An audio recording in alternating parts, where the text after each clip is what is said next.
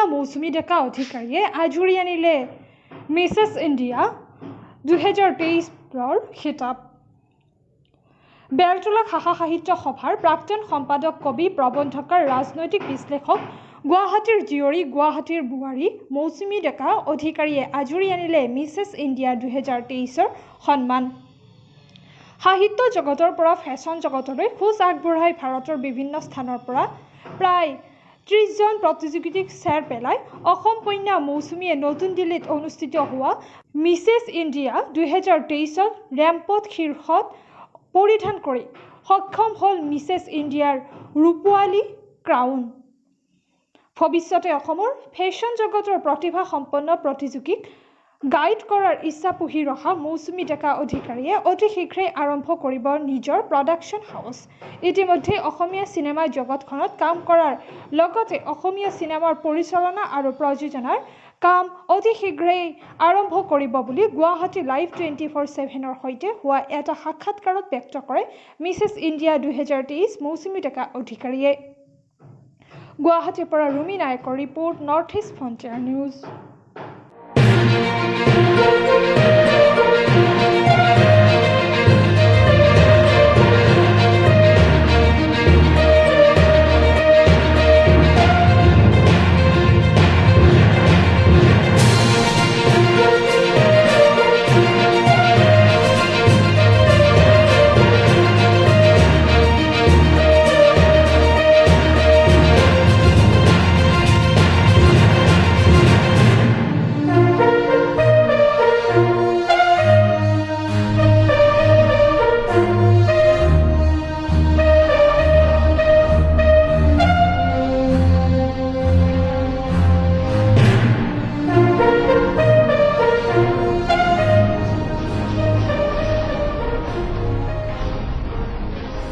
ডাঙৰ ইচ্ছাটো আছিলে অভিনয় কৰা বা এক্টৰ হোৱা, গতিকে ভাবিছোঁ এতিয়া সেইখন দুনিয়াত অলপমান খোজ দিম আৰু, কাৰণ মডেলিং আৰু অভিনয় বা এক্টিং এই দুটাটো একেখন এটা পইচাৰে ইপিঠি সিপিঠি, গতিকে মই ভাবিছোঁ সেইখন দুনিয়াত অলপমান আগবাঢ়ি যাম, খোজ দিম।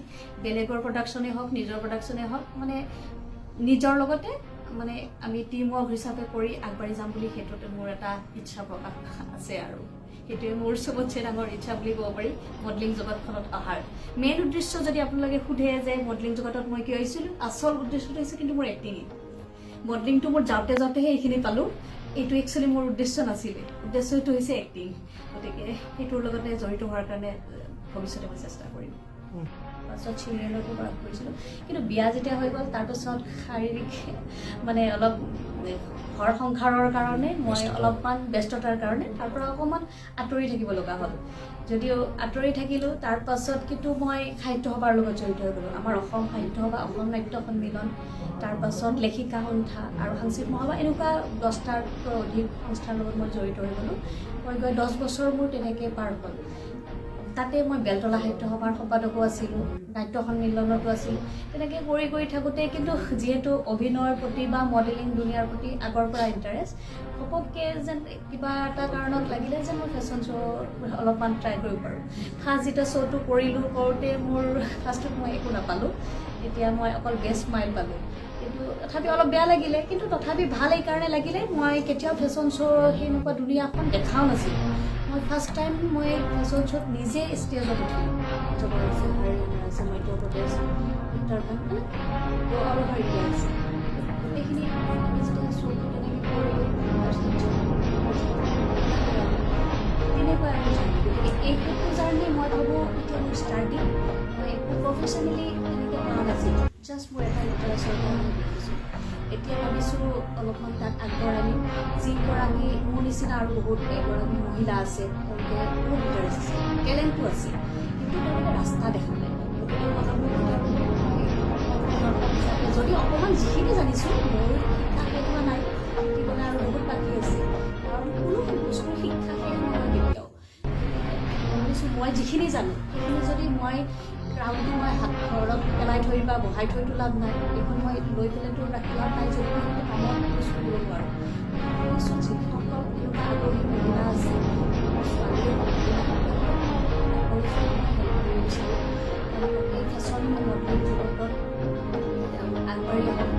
তাৰপিছত অভিনয় মেগাজিন গোটেইখিনি বস্তুৰ কাৰণে ভাবিছোঁ পৰিকল্পনা ভগৱানৰ ওপৰত আৰু কিমান দূৰ আগবাঢ়ি যাব পাৰোঁ কিমানগৰাকী আচলতে প্ৰত্যাহ্বানটো হয় কিন্তু মই কৰিছোঁ এটা আছিলে এক্সপেক্টেশ্যন এটা আছিল কাৰণ অলৰেডি মই কৰাৰ পৰা তেওঁলোকেও কৈছে মোক যিমানখিনি লগৰ পাৰ্টিচিপেণ্ট আছে এক্সপিৰিয়েঞ্চ বহুত আছে বহুত কিছুমান নতুনো আহিছে কিছুমান এক্সপিৰিয়েঞ্চ হোৱা আহিছে গতিকে কনফিডেঞ্চটো আছিলে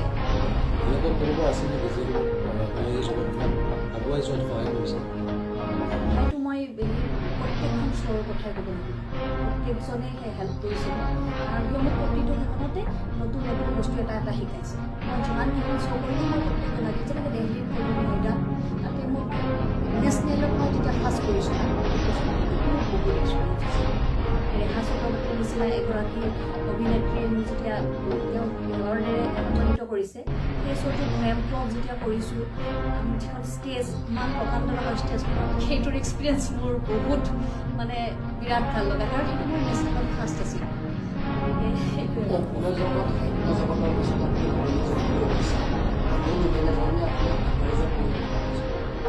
মই ভাবিছোঁ মই নিজে এটা প্ৰডাকশ্যন খুলি তাতে যিসকল মানে নাজানে নতুন হয় জানাও কোনোবা আছে যদি তেওঁলোকক মই আনি তেওঁলোকক মই যিখিনি বস্তু শিকিলোঁ ময়ো শিকাম বা আৰু তেনেকুৱা জানা এই লাইনত বহুত এক্সপিৰিয়েঞ্চ থকা মানুহ তেওঁলোকক আনি আমি এখন প্লেটফৰ্ম দিম প্ৰথম শ্ব'ৰ পৰা মানুহে জাৰ্ণি ষ্টাৰ্টো নহয় শেষো নহয় মোৰ জাৰ্ণি সেই প্ৰথম শ্ব'খনৰ পৰা ষ্টাৰ্ট হৈছে এতিয়া তাত মোক কেটৱৰ্ক কেনেকৈ কৰিব লাগে আমি কেনেকৈ পৰিচয় দিব লাগে ষ্টেজত কেনেকৈ খোজ কাঢ়িব লাগিব কেনেকৈ ঘূৰিব লাগিব প্ৰতিটো